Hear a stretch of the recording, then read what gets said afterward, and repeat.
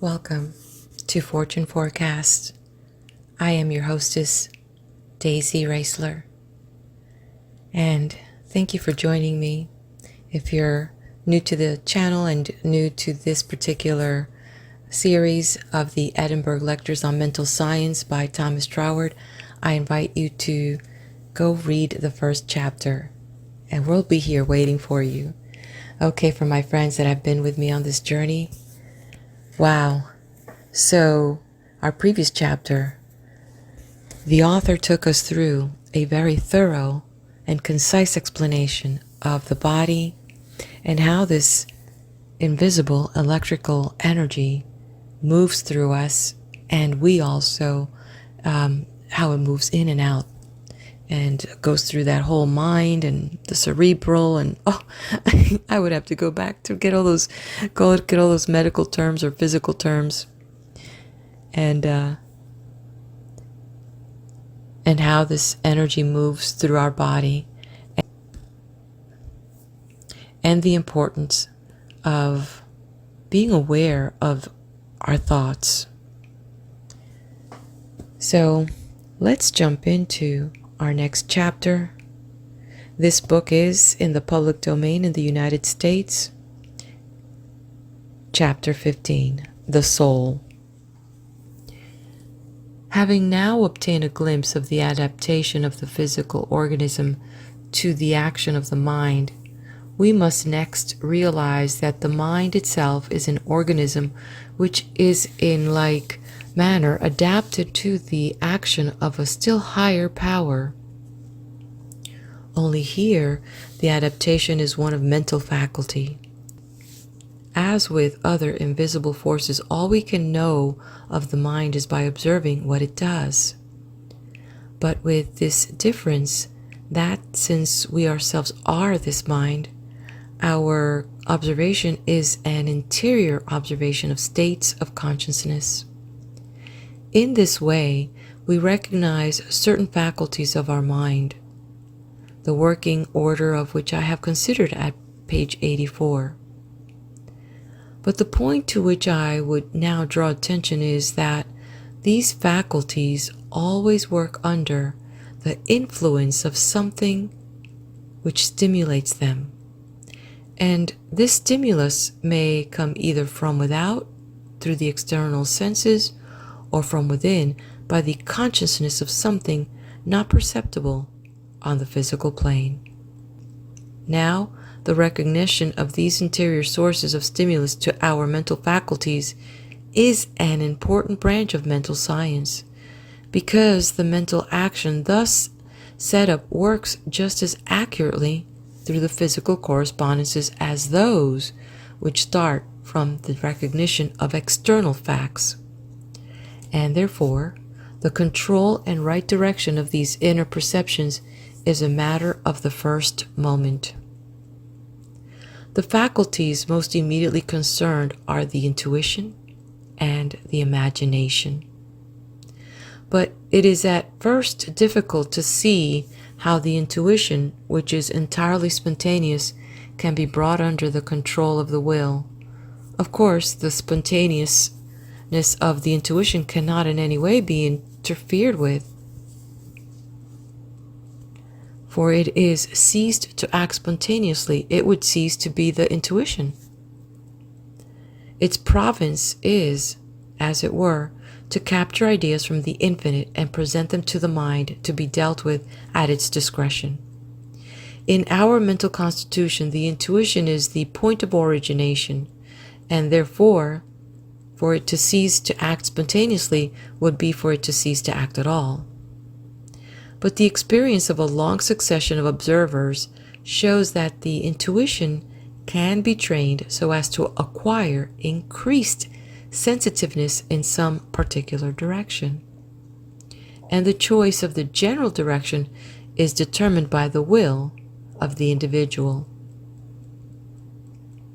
It will be found that the intuition works most readily in respect to those subjects which most habitually occupy our thought, and accordingly to the physiological correspondences which we have been considering, this might be accounted for on the physical plane by the formation of brain channels, especially adapted for the induction in the molecular system of vibrations corresponding to the particular class of ideas in question.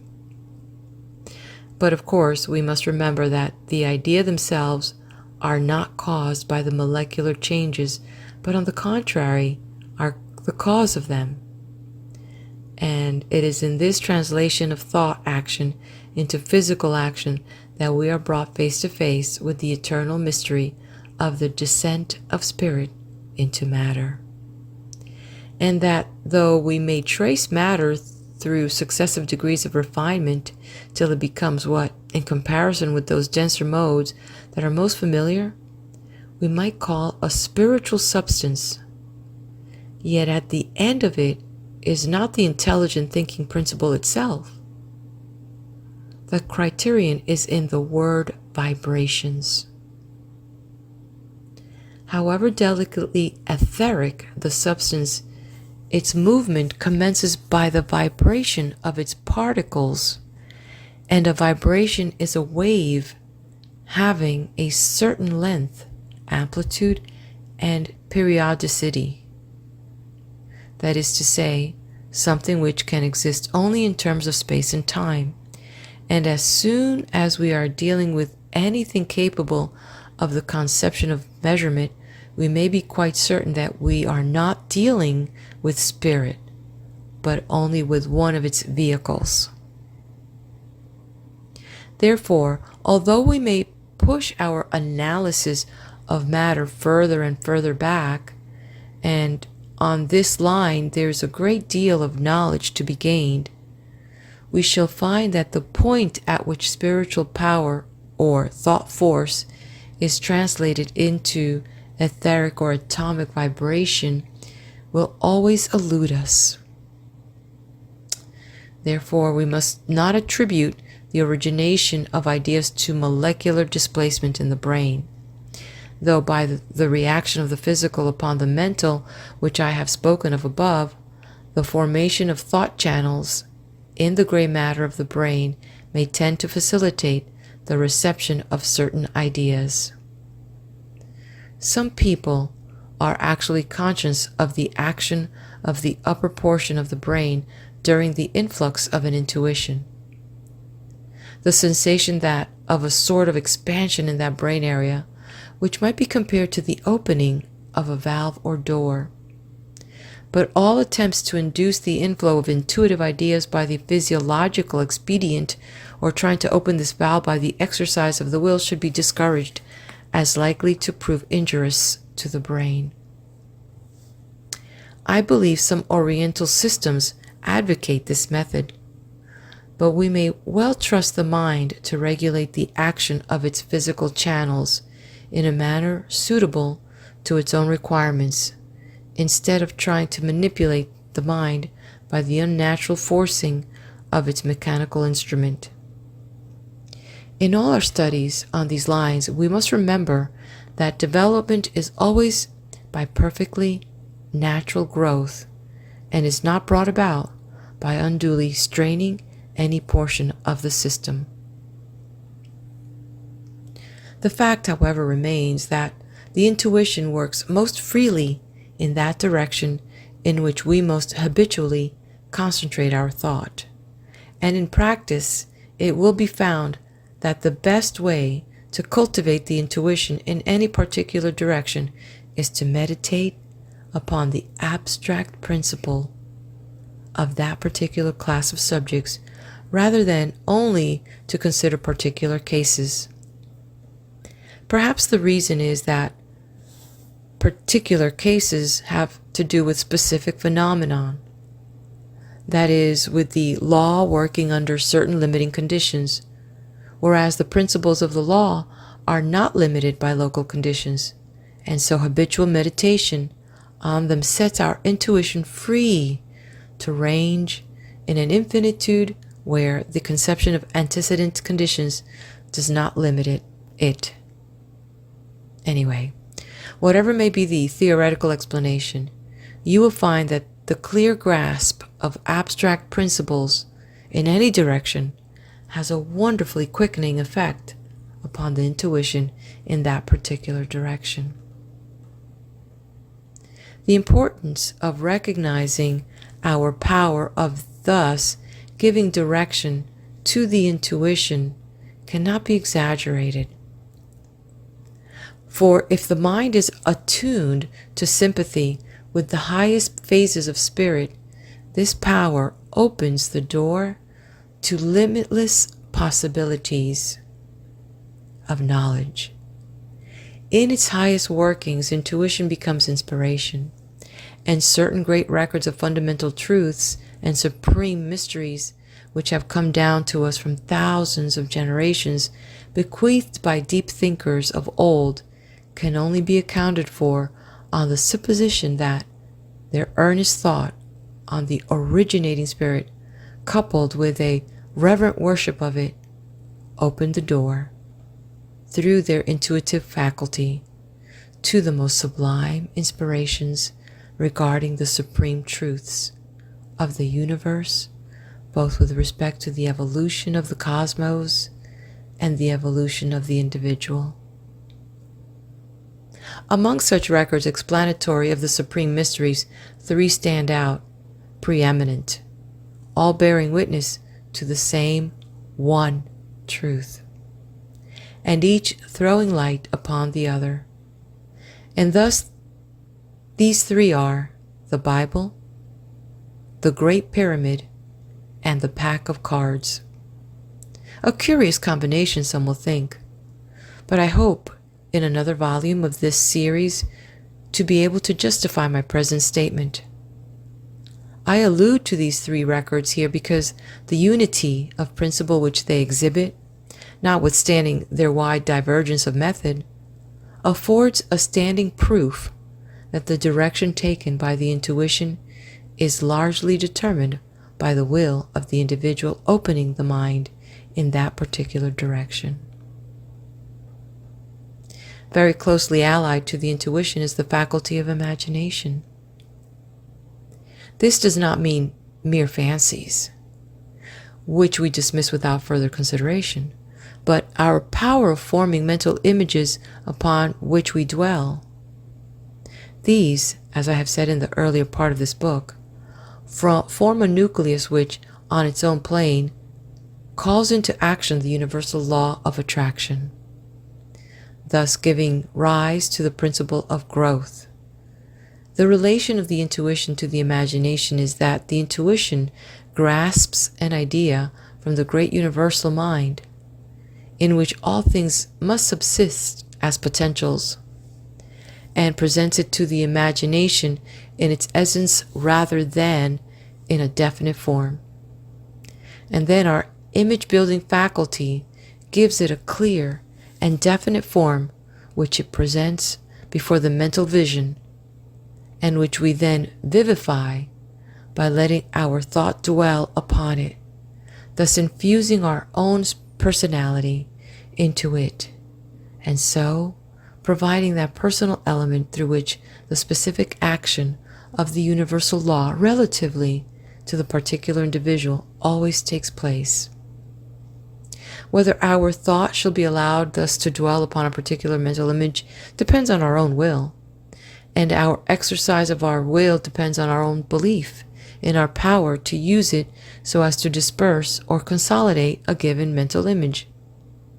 And finally, our belief in our power to do this depends on our recognition of our relation to God, who is the source of all power, for it is an invariable truth that our life will take its whole form, tone, and color from our conception of God, whether that conception be positive or negative, and the sequence by which it does so is that now given.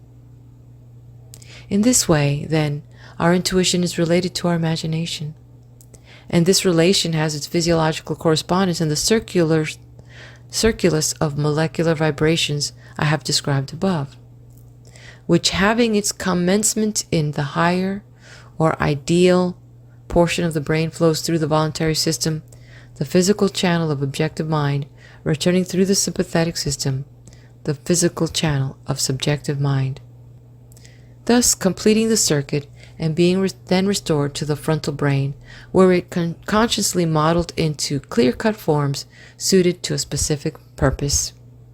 In all this, the power of the will, as regulating the action both of the intuition and the imagination, must never be lost sight of.